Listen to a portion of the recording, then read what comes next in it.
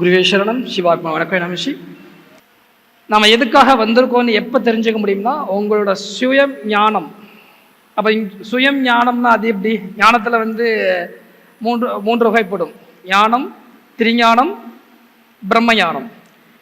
நான் ஏற்கனவே சொன்ன மாதிரி ஞானம் அவ்வளோ சாதாரண விஷயம் கிடையாது. ஞானங்கிறது ரொம்ப பெரிய விஷயம். அது நிறைய புக்ஸ் படிக்கிறனாலேயோ இல்லை நிறைய நம்ம மெடிடேஷன் பண்ணுறனாலேயோ நிறைய மந்திரங்கள் சொல்கிறனாலேயோ நமக்கு ஞானம் வருதுன்னு நினைக்கிறீங்கன்னா அது உங்களோட அறியாமை. அறிவு, நான் ஆரம்பத்தில் சொல்லியிருக்கேன், நல்லா புக்ஸ் படிக்கிறது நல்ல விஷயம். அது உங்களோட அறிவை வளர்க்கும். சொல்லப்போனால் நிறைய விஷயங்களை உங்களால் கற்றுக்க முடியும். நீங்கள் வெளியில் பேசும்போது கிளாப்ஸ் கிடைக்கும். ஆனால் உங்களுக்குள்ள ஒரு விஷயம் இருக்குது தெரியுங்களா? சுயம் யாருன்னு நமக்கு தெரியுங்களா? நம்ம யார் நமக்கு தெரியும் இல்லைங்களா? அந்த விஷயம் தெரியாமையே போயிடும். கண்ணதாசன் சொல்லியிருக்காருல்ல, என்ன சொல்லியிருக்காரு? ஜாலியாக இருக்க சொல்லியிருக்காரா? இல்லை, ஒரு பாட்டில் ஒரு அர்த்தத்தை சொல்லியிருக்காரு. வீடு வரை உறவு, வீதி வரை மனைவி, காடு வரை இல்லை, கடைசி வரை யாரு? யாரு இல்லை. அங்கே தான் நீங்கள் நிற்கிறீங்க. அங்கே தான் ஆன்மீகம் ஸ்டார்ட் ஆகுது. எங்கே ஸ்டார்ட் ஆகுது? அங்கே தான் ஆன்மீகம் ஸ்டார்ட் ஆகுது. அது அங்கே ஸ்டார்ட் பண்ணாமல் நீங்கள் பர்த் எடுத்ததுலேருந்து ஸ்டார்ட் பண்ணுங்க. அங்கே உங்களுக்கு வேலை மிச்சம். நீங்கள் இங்கே இந்த வேலையை நீங்கள் இங்கே நீங்கள் அதை தெரிஞ்சுக்கிட்டீங்கன்னா அங்கே உங்களுக்கு வேலை மிச்சம். இங்கே நீங்கள் தெரிஞ்சுக்கல அப்படின்னா அங்கேருந்தான் உங்களுக்கு அழுகை, மற்ற விஷயங்கள். ஏன்னா நம்ம இறந்ததுக்கப்புறம் 16 நாள் இந்த பூத உடம்பை அந்த ஆத்மா பிரிஞ்சாலும் அதை விட்டு போகாது. அதில் நிறைய சூட்சுமம் இருக்குது, கர்ம வினைகள் நிறையா இருக்குது. அதை நம்ம பேச வேணாம். மனம் ஒடுங்கணும். இருக்கும்போதே உன் மனதை நீ அடக்கிக்கொள். ஒரு மனிதனுக்கு பார்த்தீங்கன்னா மனசும் தூங்கவே தூங்காது, ஏதாவது டார்ச்சர் கொடுத்துக்கிட்டே இருக்கும். ஒரு ஞானிக்கு மனம் தூங்கியிருக்கும். அதனால தான் அவர் எல்லாத்தையுமே சாதிக்கிறார். நம்ம கேள்விகள் நிறைய இருக்கலாம். நமக்கான ஆத்மார்த்தமான பதில் யார்கிட்ட இருக்கு? உங்ககிட்ட தான் இருக்கு, வேற யார்கிட்டையுமே கிடையாது. கேள்வியும் நீங்கள் தான், பதிலும் நீங்கள் தான். இந்த சிவபெருமானோட தத்துவ நிலைகள் உங்களுக்கு தெரியுமா? தெரியாது. தேவாதி தேவன் மகாதேவன், எனது பரம்பொருள் சதாசிவன், அந்த ஓங்கார மூர்த்தியோட அருளால் ஒரு விஷயம் உங்களுக்கு சொல்கிறேன். தெய்வம் கொடுப்பதை தட்டி பறிக்கக்கூடிய ஒரே அத்தாத்தி கர்மாவுக்கு மட்டும்தான் உண்டு. வேற யாருக்கும் கிடையாது. அதனாலதான் தெய்வமே கொடுத்தாலும் நமக்கு நிக்க மாட்டுது, நிலைக்க மாட்டு சொல்லலாம். அது என்ன? நீங்க செய்த வினை, அந்த வினை தான் அந்த அந்த விஷயத்தை பறிக்குது. அப்போ அங்கே இருக்கக்கூடிய கர்மத்தை டெஸ்ட்ராய் பண்றது யாரா அப்படின்னு கேட்டா சிவபெருமான். அதனாலதான் நான் பெறக்கூடிய முழுமையான அந்த பட்டத்தையும், அந்த நிலை, பட்டம் இல்லை நிலைன்னு வச்சுக்கலாம், அந்த நிலை எனக்கு முழுமையா தங்கணும் அப்படிங்கிறதுக்காக என்ன செய்யறாரு? கர்மத்தை முதல்ல டெஸ்ட்ராய் பண்ணணும். அப்ப யாரை நோக்கணும்? சிவனை நோக்கி உட்காரு. அப்ப அவர் என்ன பண்ணாரு? யோகம் பண்றாரு. யோகம்தான் படிப்படியா சக்தியா மாறுது. சக்தி தான் யோக சக்தியா நிலைக்குது. யோக சக்தி ஆத்ம சக்தியா மாறுது. ஆத்ம சக்தி எங்க உச்சத்துல இருக்கோ அங்கே தவம் ஸ்டார்ட் ஆகுது. அப்போ அந்த தவமும் யோகம், அந்த ஆத்ம சக்தியும் இணையும் போது என்ன ஆகுது கேட்டீங்கன்னா, எவன்கிட்ட ஆத்ம சக்தி இருக்கோ அவனால மட்டும் தான் தவம் பண்ண முடியும். இது நல்லா புரிஞ்சுங்க. கண்ணை மூடி உட்கார்ந்துருக்கலாம் தவம் கிடையாது, அது தியானம். தியானமே ப்ராப்பரா சித்தியாச்சுன்னா நீங்க யாருன்னு கண்டுபிடிச்சிடலாம். யோகத்துல அந்த நிலையை பெறணும் அப்படின்னா ஆத்ம சக்தி வேணும். ஆத்ம சக்தி எவன்கிட்ட இருக்கோ அவனாலதான் தவமே பண்ண முடியும். ஆத்ம சக்தி இருக்கிறவன் தெய்வம் நேரா பேசி ஆகணும். அதுதான் அது விஷயம். இது எப்படி தெரியுங்களா? நீங்க சிஎம் எலெக்ஷன்ல ஜெயிச்சிட்டீங்க அப்படின்னா கண்டிப்பா அந்த சீட்ல போய் உட்கார்ந்தே ஆகணும். அதாவது விதி. நீங்க விரும்பினாலும் விரும்பாவிட்டாலும் அந்த போஸ்டிங்க்கு போய் உட்கார்ந்தே ஆகணும். அதே மாதிரிதான் அப்படிப்பட்ட அந்த சக்தியை ஒரு பெறுவதற்கு சிவபெருமான் மூலியமா அதை பெறார். கர்மத்தெல்லாம் ட்ரெஸ்அப் பண்றாரு. சரி, அப்ப கூட சிவன் வரல, அம்பாள் தான் வந்தாங்க. ஏன் அம்பாள் ஃபர்ஸ்ட் வந்தாங்க? சிவன் தானே வரணும். அம்பாளையே வந்தாங்க ஃபர்ஸ்ட்னா, சிவத்தையும் அம்பாளையும் பிரிக்க முடியாது. ஆனால் முதலில் விழிப்படைந்து மேல் நோக்கி போவது என்ன? ஓ குண்டலி சக்தி. ஓ குண்டலியானது ஆதி ஆத்யா காளி. அங்க வந்து விநாயகர் இருக்காரு, அதுக்காக சண்டைக்கு வராதிங்க. ஏன் அங்க விநாயகர் இல்லையான்னு கேட்காதீங்க. வார்த்தாளி கூட இருக்காங்க, வார்த்தாளினா வராகி இருக்காங்க, அதோட பலராமரும் அங்கதான் இருக்காரு. மண் தத்துவத்தில் இருக்கக்கூடிய எல்லா தேவதையும் அங்கதான் இருக்காங்க.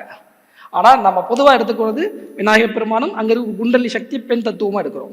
அந்த காளி தான் அங்க இருக்காங்க. அந்த காளி தான் நம்ம கை கரம் பிடித்து, வாளை தான் கை பிடித்து சிவங்கிற தத்துவத்தை போய் ஒப்படைக்கிறார். ஃபர்ஸ்ட் அம்பாள் வர்றாங்க, வந்து சோதிக்கிறாங்க. சிவபெருமான் அம்பாளாக வர்றாரு. சிவன் தான் அம்பாள். அம்பாலா வந்து என்ன பண்றாரு? யாராலும் ஏற்ற முடியாத பஞ்ச தீபத்தை ஏற்றி காட்டுங்கிறாரு. நம்ம என்ன பண்ணியிருப்போம்? நம்ம ஏற்றுறதா இருந்தா லிட்டர் கணக்கில் வந்து ஆளை வச்சு கொண்டு எண்ணெயை ஊற்றிட்டு பெரிய திரியை வந்து ஆளை வச்சு ஏற்றிட்டு வந்திருப்போம். ஆனால் அது அங்கே நடக்காது. ஏன்னா அங்கே பஞ்சபூதங்கள் தடுக்கும். அங்கே பஞ்சபூதத்தை கதையில் காமிக்கிறது என்ன காட்டியிருக்காங்க? கொம்பு வச்சு பல்லு வச்சு காட்டியிருப்பாங்க. அந்த பஞ்சபூதம் தான். பஞ்சபூதங்கிறது நமக்கு எப்படி வெளியில இருக்கோ அதே மாதிரி நமக்குள்ள இருக்கு. நமக்குள்ள இருக்கக்கூடிய பஞ்சபூதத்தை எப்போ நம்ம வசப்படுத்துகிறோமோ, எப்போ நம்ம சொல்றது அது கேட்குதோ, அப்போ நீ ஆத்ம ஞானத்தை பெற்ற முடியும். அதுக்கு தான் அதோட தத்துவம். சரிங்களா? அப்போ அங்கே போறாரு. போயிட்டு சரி பூதங்கள் கட்டுப்பட மாட்டுது, தன்னையே அர்ப்பணிக்கிறார். இந்த உடம்பையே திரியாக்கி ஸ்லோகத்தை பாடி அக்னி தேவனை வர வச்சு சாம்பலாக்கிறார். ஒரு விஷயம் இதில் கவனிக்கணும். இது கதை தான். நான் சொல்லக்கூடிய விஷயம் புராணத்தில் இருக்கக்கூடிய ஒரு ஸ்டோரி தான். ஆனால் இதில் ஒரு தியாகத்தை நீங்கள் உணரணும். என்ன உணர்ந்து? சரி, அப்படி ஒரு கால் தன்னை வந்து விளக்கில் ஏற்றி அர்ப்பணித்து அக்னி தேவனை கூப்பிட்டு தன்னை எரிச்சிட்டா சாம்பலாயிருவான். அப்போ ஈசன் வந்து யாருக்கு வரம் கொடுப்பாரு? சாம்பலுக்கு வரம் கொடுக்க முடியும்? அவர் அப்படி நினச்சிருந்தாருன்னா அந்த நிலையை எட்டிருக்க முடியாது. நான் இல்லாவிட்டாலும் பரவாயில்ல, ஆதிசக்தி சொன்ன அந்த விஷயத்தை ஈசனுக்காக நான் செஞ்சே ஆகுங்கிற அந்த தியாக உணர்வுக்குத்தான் அந்த பிரம்மரிஷி நிலையை கொடுக்கப்பட்டிருக்கு. இங்க எல்லாமே அப்படிதான். நீங்க தியாகம் இல்லாமல் எதையுமே பெற முடியாது. அந்த தியாக உணர்வுக்கு தான் இங்கே மதிப்பு கொடுக்கப்பட்டிருக்கே தவிர, இவ்வளவு நாள் ஒரு பண்ண ப்ராக்டிஸ்லாம் ரைட்டு தான். அது ஒரு சக்தி, அவரோட நிலை எல்லாம் இருந்தது. ஆனால் ஒரு விஷயம், கடைசியாக ஒரு செகண்டு, அந்த ஒரு செகண்ட்ல தான் எல்லாமே மாறும் சொல்லுவாங்க, மாற்றி அமைக்கப்படும் சொல்லுவாங்க. அந்த ஒரு செகண்ட்ல தன்னையே அக்னிக்கு இரையாக்கினார். அந்த தியாகத்தினால தான் அந்த அந்த பட்டம் கிடைச்சது. ஏன்னா சும்மாலாம் கிடைக்க மாட்டேது. ஆனால் சாதாரண விஷயம்லாம் கிடையாது. அப்பேற்பட்ட விஷயம், அவ்வளோ பெரிய விஷயத்தை அவர் பெற்றிருக்காரு. யார் மூலியமானா ஈசன் மூலியமா. அதே மாதிரி தான் ஈஸ்வரனோட அருளால நாம் பெறக்கூடிய யோக நிலையும் அப்படிப்பட்டது தான். யோகத்தால் முடியாது ஒன்றுமே கிடையாதுன்னு அதான் சொல்லுவேன். கர்மத்தை டெஸ்ட்ராய் பண்ணக்கூடிய தன்மை யோகத்துக்கு தான் இருக்குது. நான் முதல்ல சொன்ன மாதிரி கர்மாக்களை வந்து 3 விதமாக பிரிச்சிடலாம். சஞ்சித கர்மா, பிராப்த கர்மா, ஆகாமிய கர்மா. இந்த 3 கர்மத்தையும் நம்ம பிரிச்சிடலாம். ஏற்கனவே நிறைய கர்மத்தின் தொகுப்புல இருந்தா அந்த பிராப்த கர்மாவுக்கு நம்ம பர்த் எடுப்போம். அங்க எடுக்கும் போது என்ன ஆகுது, இருக்கிற கர்மத்தை அணிவிக்க வர்றோம். அப்போ புதுசா இன்னொரு ஜென்ரேட் ஆகும், கிரியேட் ஆகும், உருவாகும். அப்போ அந்த ஃபர்ஸ்ட் இருக்கிற கர்மாவை எடுத்துட்டு வந்து பர்த் எடுத்து நம்ம அனுபவிச்சுக்கிட்டு இருக்கோம். அதை நம்மளால மாற்ற முடியாது. ஏற்கனவே இருக்கிற கர்மத்தை மாற்ற முடியாது. ஆனா புதுசா இன்னொன்று உருவாக்குறோம் தெரியுங்களா, ஆகாமிய கர்மா. அது நம்ம கண்ட்ரோல்ல தான் இருக்கு. விதியே இருந்தாலும் மாற்றி அமைக்கப்படும் சொன்னது எதை வச்சுன்னா இந்த யோக அக்னியை வச்சு தான் சொல்றோம். சரிங்களா? அந்த யோக அக்னி தான் முடிவு பண்ணும் நீங்க அடுத்த பிறவி எடுக்கலாமா வேணாமா, இல்ல உங்க வாழ்க்கையில என்னென்ன தேவைங்கிறத பூர்த்தி பண்ண முடியும். நீங்க பெரிய கோடீஸ்வரன் ஆக முடியுமா? ஆக முடியும். ஆனா நான் சொல்றதை செய்ய ஆள் இல்லை. உண்மை அதுதான். எனக்கு வருத்தமான விஷயம் என்னன்னா, நான் ஒவ்வொரு மேடையிலையும் பேசிக்கிட்டு இருக்கேன். ஒன்று சரியா பண்ணா குருவை திட்டிடுறாங்க. சரி, குருவை திட்டாம சரியா இருந்தா ப்ராக்டிஸை விட்டுறாங்க. சரி, ப்ராக்டிஸை விட்டுட்டாங்கன்னு பார்த்தா இந்த ரெண்டையும் விட்டுட்டு ஜாலியாக ஊருக்கு போயிடுறாங்க. அப்புறம் எப்படி யோகம் வரும்? நான் அடிக்கடி சொல்லுவேன், ஊரு கதை நமக்கு வேணாம். நம்ம கதை, நம்ம படமே பெருசாக ஓடுது. நம்ம படத்தை எடுத்து நம்ம ரிலீஸ் பண்ணோம்னா என்ன ரஜினி கமலுக்கெல்லாம் ஓடுறது. நம்ம படம் 100 நாளைக்கு மேலே 1000 நாள் ஓடும். நம்ம வாழ்க்கையில் அவ்வளோ சேகரித்து வச்சுருக்கோம். அதனால தான் சொல்கிறேன், திரும்பவும் சொல்கிறேன், பயனுள்ளதாக பயன்படுத்திக்கோங்க. அந்த ஆகாமிய கர்மாவை எடுத்து டிஸ்ட்ராய் பண்ணக்கூடிய ஆற்றல் யோக சக்திக்கு உண்டு. அந்த யோக சக்தி தான் உங்களுக்கு கொடுக்கப்பட்டிருக்கு. அந்த யோக சக்தியை சரியாக மட்டும் நீங்கள் பண்ணிட்டீங்க அப்படின்னா அடுத்த பர்த் எடுக்கலாமா வேணாமா நீங்கள் சூஸ் பண்ணிக்கலாம். நீங்கள் எப்படி வாழலாம் வாழக்கூடாதுங்கிறது நீங்கள் சூஸ் பண்ணிக்க முடியும். இப்படி தான் நான் வாழ போகிறேன் அப்படின்னா அதுக்கெல்லாம் ஒரு காரிய சித்தி இருக்கு. எல்லா தெய்வங்கள்ட்டையும் சக்தியும் சித்தியும் காரிய ஆற்றலும் இருக்கும். அதே சக்தி உங்கள்கிட்டையும் இருக்கு. நீங்க நினைத்தால் யோக சக்தியை வைத்து புதிதாக ஒரு தேவதையை கூட உருவாக்க முடியும். புதுசா இருக்கா? கேட்க ஒரு மாதிரி இருக்குல்ல? உண்மை. குஷ்மாண்டான்னு சொல்லக்கூடிய சக்தியை நாம நினைச்சா உருவாக்க முடியும். இப்போ ஒரு தெய்வத்தையே ஒரு சக்தியையே உருவாக்க முடிஞ்ச நமக்கு நம்ம வாழ்க்கையை உருவாக்க முடியாது. சும்மா விதி மேல பழிய போட்டு போறதை விட நாம முயற்சி பண்ணுவோம். நான் தான் உங்களுக்கு சொல்றேன்ல, யோகத்தை நீங்க சரியா பண்ணுங்க, எவ்வளவு பெரிய விஷயத்தையும் உடைச்சிடலாம். முடியாதுன்னா கிடையாது. என்னையோடவா நீங்க ஆபத்தை சந்திச்சிட்டீங்க? நீங்க பிராக்டிக்கலா சந்திச்சிருக்கீங்க. நான் பிராக்டிக்கலாவும் சந்திச்சிருக்கேன், சூட்சுமாவும் நிறைய சந்திச்சிருக்கேன். ஸ்டேஜில் சொல்றேன், சும்மாலாம் நான் சொல்லலை. நான் சந்திக்காத தாந்திரிவாதியும் கிடையாது, நான் சந்திக்காத மாந்திரிவாதியும் கிடையாது. நான் போன பாட்டிலே தான் சொன்னேன். நீங்க மாந்திரிவாதிகிட்ட போனீங்கன்னா என்ன ஃபேஸ் தெரியாம இருக்கவே இருக்காது, கிளியரா இருக்கும். எங்கேயோ பார்த்தமே வேற எங்கேயும் பார்த்துருக்க மாட்டேன். சிவன் ராஜதெல்லாம் பார்த்துருப்பேன். முடியலையே. 100 பேர், ஃபர்ஸ்ட் 10 பேர், அப்புறம் ஒரு 20 பேர், அப்புறம் ஒரு 50 பேர், அப்புறம் 100 பேர், 200 பேர், ஒன்றும் பண்ண முடியல. ஏன்? உங்க முன்னாடி தானே இருக்கேன். சொல்லுவாங்க, அவ்வளோதான், இந்த அமாவாசை பண்ணிட்டோம், அடுத்த அமாவாசை இருக்க மாட்டார், அடுத்த மாதம் இன்னொரு ஹெல்த்தாக இருப்பேன். இவங்க பண்ண ஏன்னா நம்ம கிட்ட இருக்கக்கூடிய சிவபெருமானோட எல்லையற்ற ஆற்றல், அந்த யோகம் நமக்குள்ள இருக்கிற வரையும் யாரும் ஒன்றும் செய்ய முடியாது. உங்க விதியை நீங்க தான் எழுதணும், பிறர் கையில கொடுத்துடாதீங்க.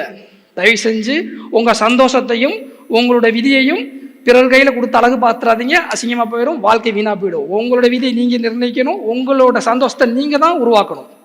அப்பனா மட்டும்தான் நீங்க வந்த வாழ்க்கைக்கு அர்த்தமா இருக்கும். திரும்ப சொல்றேன், இதெல்லாம் உணர்வதற்கும் ஒரு பிராப்தம் வேணும். பிராப்தம் இல்லைன்னா அதை சாத்தியம் இல்லை. புக்கில் படிக்கலாம், நிறைய படிக்கலாம், நிறைய விஷயம் தெரிஞ்சுக்கலாம்.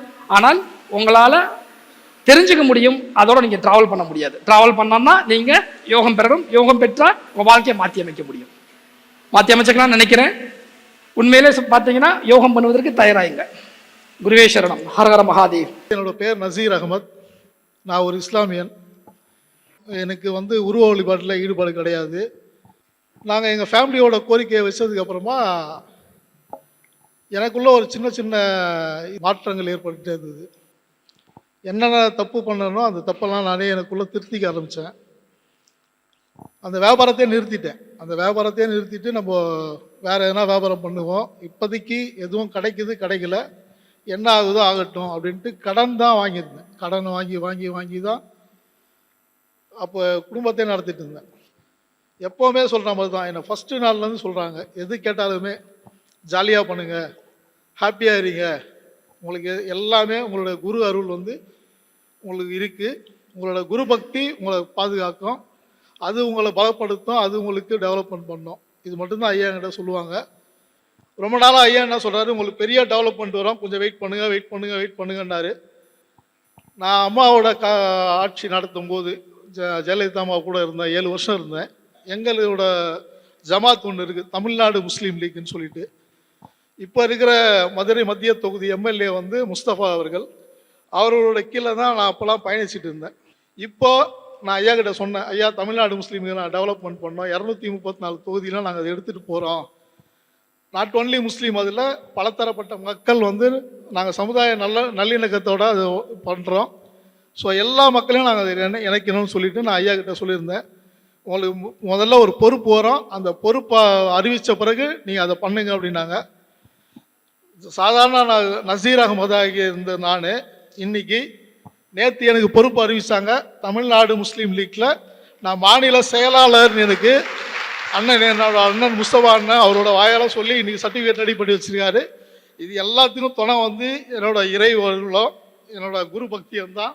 என்னோட குரு அருள் தான் இன்றைக்கி வந்து எனக்கு இந்த நிலைமையில் நிற்க வைக்குது. நேற்று எனக்கு ஒன்று கூப்பிட்டு சொல்கிறாங்க, ஜே நசீர் சுல்தான் ஆகிய நீ இன்று முதல் இதில் தமிழ்நாடு முஸ்லீம் லீக்கில் வந்து மாநில செயலாளராக பொறுப்பேற்கிற, இதை வந்து நீ முதல்ல வந்து சர்டிஃபிகேட் வாங்கிக்கோங்கன்னாங்க. எனக்கு இது மாதிரி ஃபங்க்ஷன் இருக்குது, என்னால் வர முடியாது, ஆனால் நான் வந்து ஐயா கிட்ட முதல்ல பண்ணுறேன் அப்படின்னு சொல்லிட்டு நேற்று ஒரு ஃபோட்டோ ரெடி பண்ணி அதில் தான் ஃபஸ்ட்டு எடுத்து வந்து ஐயா கிட்ட காட்டி ஆசீர்வாதம் வாங்கினேன். இது எல்லாமே காரணம் எனக்கு சிவன் ராஜயோகம் மட்டும்தான், வேறு யாரும் கிடையாது. எந்த பிறவியில் நான் ஏதோ ஒரு துளி அளவு ஏதோ புண்ணியம் பண்ணியிருக்கேன் போல இருக்கு குருவை சந்திக்கிறதுக்காக. இல்லாட்டா இப்படிப்பட்ட நிகழ்வுகள் என்னுடைய வாழ்க்கையில் நடக்கும்னு நான் எதிர்பார்த்ததே இல்லை. ஸோ எனக்குள்ள என்னன்னா, ஸோ நம்ம வாழ்க்கை வந்து இப்படியே தான் போயிட்டுருக்கோமா, ஏதாவது நம்ம அவ்வளோ பெரிய பாவம் பண்ணியிருக்கோமா, இதெல்லாம் எனக்கு நானே யோசனை பண்ணி. இப்போது பார்வையற்றவங்களே சிலர் வந்து நல்ல நிலையில் இருக்காங்க, நல்ல வேலையில் இருக்காங்க, நல்ல பொசிஷனில் எல்லாம் இருக்காங்க. ஸோ எனக்கு மட்டும் சில படித்து கூட எனக்கு வேலை கிடைக்கலையே, என்ன தான் இதுக்கு. ஸோ இதனுடைய பின்னணி என்ன விதமான நம்ம கர்மா எப்படிப்பட்டதாக இருக்கும் அப்படின்ட்டு நானே யோசனை பண்ணி எனக்குள்ளேயே நான் வந்து கண்ணீர் வடிச்சிட்டு இருப்பேன். ஸோ அதுக்கான விடை தான் இப்போ வந்து எனக்கு கிடைச்சிருக்கு. குரு என்னுடைய வாழ்க்கையில் கிடைச்சதுனால ஸோ எனக்கு எல்லாமே கிடைச்ச மாதிரி. நான் இதுக்கு மேலே நான் கவலைப்படுறதுல நியாயமே இல்லை. ஸோ இது என்னென்னா, தொடர்ந்து நீங்களும் எல்லாமே இந்த பயிற்சிகளை நல்ல முறையில் பண்ணுங்க, பெரிய பெரிய காரியங்களை சாதிக்க முடியும். குரு அருள் இருந்தால் திருவருள் தானாகவே கிடைக்கும். ஒரு வாரத்துக்கு முன்ன என் பையனுக்கு மருமகளுக்கு குழந்தை பிறந்துச்சு. சீர்காழியில் ரொம்ப ஜுரம், 3 நாளில் ஃபுல்லாக ஜுரம் வந்துடுச்சு. 150 சென்டிமீட்ரு ஜுரம், ஃபுல்லாக மஞ்சக்காமலை. 3 நாள் தான் புள்ள வந்து பால் குடிக்க மாட்டேன்னுட்டு. எனக்கு யாரையும் கூப்பிடணும், யாரையும் தேடணும்லாம் எனக்கு நினப்பு வரல. எனக்கு குரு மட்டும்தான் ஞாபகத்துக்கு வந்தாங்க. சரி நான் இருக்கேன் அப்படின்னு எனக்கு வந்து என் உள்ளுணர்வில் சொன்னாங்க. சரி அப்படின்னு சொல்லிட்டு அப்புறம் திருப்பி ஐயாவுக்கு நான் வந்து மெசேஜ் போட்டேன், இந்த மாதிரி இருக்குங்க ஐயா, என்ன பண்ணுவீங்களே தெரியாது, ஏன் தலை சிரத்தை உங்கள் பாதத்தில் வச்சுட்டேன், நான் உங்களுக்கு காலடியில் இருக்கேன், எனக்கு என் பேர பிள்ளைங்களை காந்து பண்ணி கொடுக்கணும் நீங்கள் அப்படின்னு சொல்லி மெசேஜ் போட்டேன். அப்போ என்ன பண்ணோம், என் ஒரு உருவம் வந்து நின்னது நான் நல்லா உணர்ந்தேன். கரெக்டாக 3 மணி நேரத்தில் என் பேர குழந்தை பால் குடிக்க ஆரம்பிச்சிருச்சு. பாலே குடிக்கல, 3 நாளாக பால் குடிக்கல. என் பேர குழந்தை உடனே நல்லா சுறுசுறுப்பாக பால் குடிச்சிச்சு. உடனே விடிய காலையில் போய் செக் பண்ணையில் ஜுரம் வந்து 90 டிகிரி தான் இருந்துச்சு. வந்து 90 டிகிரி குறைஞ்சிருச்சு ஜுரம், அவ்வளோ ஜுரம். அதே மாதிரி என்ன ஆச்சுன்னா மஞ்சகமால பாதி மாறிடுச்சு. உடனே செக் பண்ணிக்கிட்டே இருக்காங்க, டெய்லி செக் பண்ணுறாங்க. எனக்கு எல்லாம் சரி ஐயா, மறுபடியும் மெசேஜ் போடுறேன், குருவே சரணன்னு. சித்தர்ஜி ஐயா போட்டோவை எனக்கு குருஜி அனுப்பி வைக்கிறாங்க. திருப்பி அனுப்பிச்சி வச்சுட்டே இருக்காங்க. நான் பார்வையில் இருக்கேன், கவலைப்படாத அப்படின்னு சொல்லி எனக்கு குருஜி அனுப்பி வச்சுட்டே இருக்காங்க. நானும் நன்றி சொல்லிக்கிட்டே இருக்கேன். 3 நாள் தான் குழந்தைய நல்ல விதமாக்கி டிஸ்சார்ஜ் பண்ணி கொண்டு போய் சீர்காழியில் விட்டுட்டு மக்கானாலே நான் இங்கே சென்னை வந்துட்டேன். இவ்வளோதுக்கும் காரணம் எங்கள் குரு தான் காரணம். எங்கள் குருவுக்கு பாதம் படியினேன். என் குருவுக்கு கோடான கோடி நன்றி. என் பையன் சிஏ ஆடிட்ரு, சரிங்களா? சிஏ ஆடிட்ரு, ரொம்ப வெகுளித்தனமாக இருப்பான், எல்லாரையும் நம்புவான். ஜிஎஸ்டி போகிறதுக்காக ஒருத்தங்களோட போனான். அவங்க வந்து ஜிஎஸ்டி பணம் தரேன் நீ வா அப்படின்னு சொன்னாங்க. உடனே அவங்கள நம்பி போயிருக்கான். கோயம்புத்தூரில் அவன் ஒரு இடத்துக்கு கூட்டின்னு போயிருக்கான். அவங்க கிரிமினல் என்னன்னு தெரியல, ஏதோ பணம் பிரச்சனை போல் போலீஸில் அரெஸ்ட் ஆகிட்டான் என் பையன். எனக்கு அது தெரியாது. எப்போன்னா ஜூன் 11 நான் யோக சக்தி எடுத்துகிட்டு இருக்கேன். ஜூன் 11 3 மணிக்கு நான் எல்லாம் கரெக்டாக சொல்கிறேன். சுந்தராபுரம் கோயம்புத்தூர், அங்கே சுந்தராபுரம் போலீஸ் ஸ்டேஷன் அரெஸ்ட் பண்ணியிருக்காங்க என் பையனை, சரிங்களா? அவன் ஹியூர் மெச்சூர்டு பேபி, அம்மாங்கிறத தவிர வேறு எதுவும் கிடையாது. ஏன்னா சிங்கிள் பேரண்ட் எப்படி குழந்தைங்களை வளர்த்துருப்பாங்க, எந்த அளவுக்கு குழந்தைங்க மேலே உயிராக இருப்பாங்கன்னு உங்களுக்கு தெரியும். 2 பசங்க, சரிங்களா? என் உலகமே என் பசங்க தான். குருக்கிட்ட வந்ததுக்கப்புறம் எனக்கு அந்த பயம் இல்லை, தைரியமாக இருப்பேன். குரு மந்திரம் போடுவேன், பசங்க போவாங்க வருவாங்க. அவங்களோட போயிட்டு அவங்கள நான் கிரிமினல் சொல்ல விரும்பலை, ஏன்னா அதுவும் ஒரு தாய் பெற்ற குழந்தை தானே. கூட்டின்னு போய் என் பிள்ளைய மாட்டி விட்டாங்க, போலீஸ் ஸ்பாட்லேயே அரெஸ்ட் பண்ணியிருக்காங்க. என் பையனுக்கு தெரியலைங்க. அவன் என்ன பண்ணியிருக்கான், சார் நான் எதுவும் பண்ணலைன்ட்டு அந்த கேமரா இருக்கு இல்லைங்களா, அதை எடுத்து கொடுத்துருக்கான். இவனை பிடிச்சின்னு போயிட்டாங்க. எனக்கு மறுநாள் 12ஆம் காலம்புரை எனக்கு தெரியுது. போய்னா அவன் மேலே எஃப்ஐஆர் கேஸ் போட்டிருக்காங்களாம். எனக்கு எதுவுமே தெரியாதுங்க. நான் மதுரையிலேருந்து கோயம்புத்தூரில் போயிருக்கேன், எனக்கு யாரும் அங்கே இல்லைங்க. குரு இருந்தார், குரு மந்திரம் போட்டுன்னே இருந்தேன், சரிங்களா? அப்போ ஒரு லாயர் வந்தாங்க. அவங்களும் சொன்னாங்க எல்லாமே எனக்கு தெரிஞ்சு, எனக்கு முடியலங்க பிள்ளைய வெளியில் கூட்டின்னு வர முடியல. ஏன்னா அவன் கத்தி வச்சு பைசா மாற்றிப்பான் போல. பையன் பக்கத்தில் இருந்திருக்கான், சரிங்களா? ஒன்றுமே தெரியல, அழுகிறேன், அழுதுகிட்டே இருக்கேன். அப்போது என் மனசு உள் மனசு சொல்லுது, உன் பையன் பக்கத்தில் இருந்தால் ஏதோ ஒரு ப்ராப்ளம் வரும், நான் பார்த்துக்கிறேங்கிற மாதிரி கண்டிப்பாக குரு என்கிட்ட பேசினாருங்க. நானும் அழுதுட்டு 15 நாள் கழித்து என் பையன் வந்தான். எப்படி வந்தான் தெரியுங்களா? அவன் மேலே எந்த தப்பும் இல்லை, அந்த குழந்தை மேலே எதுவும் இல்லை, சரிங்களா? என் பேர் ஷாஜிதா. நான் இங்கே சென்னையில் இருக்கேன், டப்பிங் ஆர்டிஸ்டாக இருக்கேன். முதல்ல நான் எப்படி இதுக்குள்ளே வந்தேன்றது மட்டும் 2 வார்த்தையில் சொல்லிடுறேன். எனக்கு வந்து கொஞ்ச நாளாக ரொம்ப ஒரு 4 வருஷங்கள் முன்னாடி சொல்கிறேன், ரொம்ப வருஷமாக ஒரு ஏக்கம் என்னென்னா, எனக்கு மூகாம்பிகை கோயிலுக்கு போகணுன்றது. யாரை பார்த்து ஏதாவது என்கிட்ட ஏதாவது என்ன எங்கே ஏதாவது வேணுமா, எங்கேயாவது போகலாமான்னு கேட்டால் நான் ஃபஸ்ட்டு கேட்குற விஷயமே அதுதான், மூகாம்பிகைக்கு போகணும், கோயிலுக்கு போகணும், இதுதான் நான் கேட்டுகிட்டே இருப்பேன். ஒரு மிராக்கிள் டே அது நடந்தது. நான் கோயிலுக்கும் போயிட்டேன். ரொம்ப வருஷம் ஏக்கோன்றதுனால என்னன்னு தெரியாது, அந்த அம்மனை பார்த்த உடனே என்னை அறியாமல் தேம்பி தேம்பி அழறேன். எனக்கு எதுவுமே கேட்கணும் எதுவுமே எனக்கு தெரியல. அழகில் அப்படியே மயங்கிட்டு என் கூட வந்துருமான்னு மட்டும்தான் நான் சொல்லி அழுதேன். வேறு எதுவுமே நான் கேட்கல, வந்துட்டேன். அந்த டைமில் அதாவது ஊருக்கு போகிறதுக்கு முன்னாடி நான் இங்கே வந்து ஃபேஸ்புக்கில் நம்ம சிவன் ராஜயோகம் பற்றி பார்த்துட்டு கிருஷ்ணதாஸ் ஜி கிட்ட பேசியிருந்தேன். யோக சக்திக்காக வரேன் அப்படின்னு சொல்லியிருந்தேன். அப்போ கோயிலிருந்து வந்து இவருக்கு கால் பண்ணுறேன், கிருஷ்ணதாஸ் ஜிக்கு. நாளைக்கு கிளம்ப போகிறேன், மதுரைக்கு போய் ஜியை பார்க்க போகிறேன் யோக சக்தி வாங்கிறதுக்காக.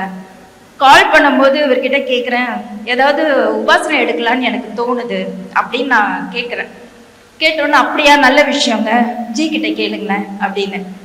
அப்புறம் நான் சொன்னேன், எனக்கு மூகாம்பிகை எடுத்தால் நல்லா இருக்கும்னு தோணுது அப்படின்னு நான் சொல்கிறேன். அப்போ அவர் பஸ்ஸில் போயிட்டுருக்காரு, கிருஷ்ணதாஸ் ஜி வந்து பஸ்ஸில் போயிட்டுருக்காரு, சவுண்ட்லாம் நல்லா கேட்குது எனக்கு. ஜி கிட்ட பேசுங்களேன் அப்படின்னாரு. சொல்லி வச்சு ஒரு செகண்ட் கூட ஆகலை. சரி நான் ஜி கிட்ட பேசுகிறேன்னு கட் பண்ணிவிட்டு ஜிக்கு அடித்தேன். நான் அது வரைக்கும் நேரில் பார்த்ததில்லை, ஒன்றும் இல்லை. ஜிக்கு அடித்தோடனே சொல்லுங்க ஜி அப்படின்னாரு. இல்லை ஜி, நாளைக்கு இது மாதிரி வரேன், காரியசித்தி இது யோக சக்திக்காக வரேன், ஏதாவது உபாசனை எடுக்கலான்னு எனக்கு தோணுது, என்ன பண்ணட்டும்? ஏன்னா உள்ள ஆசை இருக்குது மூகாம்பிகைன்னு. ஆனால் குருவுக்கு தெரியும் நமக்கு என்ன தரணும், நானாக கேட்கக்கூடாது, அவர் என்ன தராருன்னு எனக்கு தெரியாது இல்லையா? ஸோ அதனால எடுக்கலான்னு ஏதாவது உபாசனை எடுக்கணும்னு தோணுதுன்னு. நீங்கள் நம்பவே மாட்டீங்க, எதுவுமே ஒரு செகண்ட் கூட ஆகலை. இவங்க 2 பேரும் பேசிக்கிறதுக்கான டைமும் கிடையாது, ஏன்னா எனக்கு தெரியும் இல்லையா? எடுத்த உடனே அவர் சொன்னது, மூகாம்பிகை வராங்க கண்ணு முன்னாடி, நீங்கள் அவங்கள எடுத்துக்கோங்க அப்படின்னு சொன்னாங்க. எனக்கு என்ன சொல்கிறதுன்னு தெரில, கண்ணீர் மட்டும்தான் வந்தது அந்த நேரம். ரொம்ப நன்றி ஜி அப்படின்னு சொல்லிட்டு நெக்ஸ்ட் டே போனேன். எடுத்துகிட்டு வந்துட்டேன். யோக சக்தியும் எடுத்துகிட்டு உபாசனையும் எடுத்துகிட்டு வந்துட்டேன். நினச்சேன் இன்னைக்கு வந்துட்டேன். இது எதுக்கு சொல்கிறேன் அப்படின்னா, குருவுக்கு தெரியும் நமக்கு என்ன வேணும் அப்படின்னு. நான் வந்து ஜிஏ வந்து ஒரு 4 வருஷமாக பார்க்குறேன். ஒரு குருவா, நல்ல ஒரு நண்பனா, நல்ல ஒரு வழிகாட்டியா, கண்மூடி அவர் சொன்னதை மட்டும் இந்த நிமிஷம் வரைக்கும் நான் ப்ராக்டிஸ் பண்ணிட்டு இருக்கேன். ஒரு 4 வருஷத்துக்கு முன்னாடி என்னோட லைஃப் எப்படி இருந்தது, இன்னைக்கு நான் எங்கே வளர்ந்து நிற்கிறேன், எப்படி இருக்கேன்றது என் கூட இருக்கிறவங்களுக்கு, என்னை பார்த்தவங்களுக்கு தெரிஞ்சிருக்கும். ஒன்றே ஒன்று தான், இந்த பயிற்சி இப்போ எடுக்க போகிறீங்க நிறைய பேர். ஒன்று மட்டும் சொல்லிக்கிறேன், தொடர்ந்து பண்ணுங்க. என்ன வேணும் நமக்கு? முதல்ல உடல் ஆரோக்கியம் வேணும். மாத்திரை மருந்துலேருந்து நீங்கள் விடுபட்டுடலாம். 100% அதுக்கு நானே கேரண்டி சொல்கிறேன். எந்த மாத்திரையுமே நீங்கள் எடுக்க வேண்டாம். தொடர்ந்து இந்த பயிற்சியை மட்டும் அவங்க சொல்கிற மாதிரி மட்டும் பண்ணுங்க. 2வது, பணம் விஷயம், பொருளாதாரம் நமக்கு ரொம்ப முக்கியம் இல்லையா? நிச்சயமாக சொல்கிறேன், நமக்கு தேவையானது எங்கே இருந்தோ எப்படியோ நம்ம கைக்கு வந்துடும். இப்போ நிறைய பேர் இருக்கோம், நம்மளை சுற்றி நிறைய பேர் இருப்பாங்க. எழுதி வச்சுக்கோங்க, நீங்கள் இது ப்ராக்டிஸ் பண்ண ஆரம்பிச்சிங்கன்னா நீங்கள் தனிமை ஆகிடுவீங்க. தனிமை மீன்ஸ் உங்களை சுற்றி தேவையில்லாத ஆட்கள் உங்களை விட்டு விலகிடுவாங்க. நெகட்டிவாக இருக்கிற விஷயங்கள் நம்மக்கிட்ட வரவே வராது. அது யாராக வேணா இருக்கட்டும். உங்களுக்கு இது கெடுதல், இவங்க இன்னார் உங்களுக்கு கெடுதல் பண்ண போகிறாங்க, உங்கள் எனர்ஜியை டிஸ்டர்ப் பண்ண போகிறாங்கன்னா அவங்க உங்களை விட்டு விலகிடுவாங்க.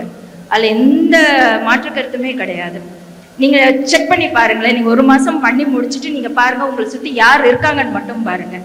நீங்கள் தனியாக இருப்பீங்க, ஆனால் ஆனந்தமாக இருப்பீங்க. நான் சொல்கிறேன், நான் வந்து லிட்ரலாக சொல்கிறேன். ஒரு எல்லாம் சொல்லுவோம் இல்லையா, அந்த கஞ்சா அடித்தா ஒரு மாதிரி சந்தோஷமாக சிரிச்சுட்டே இருப்பாங்களே, நான் அதை ஃபீல் பண்ணியிருக்கேன். உண்மையாகவே ஃபீல் பண்ணியிருக்கேன்.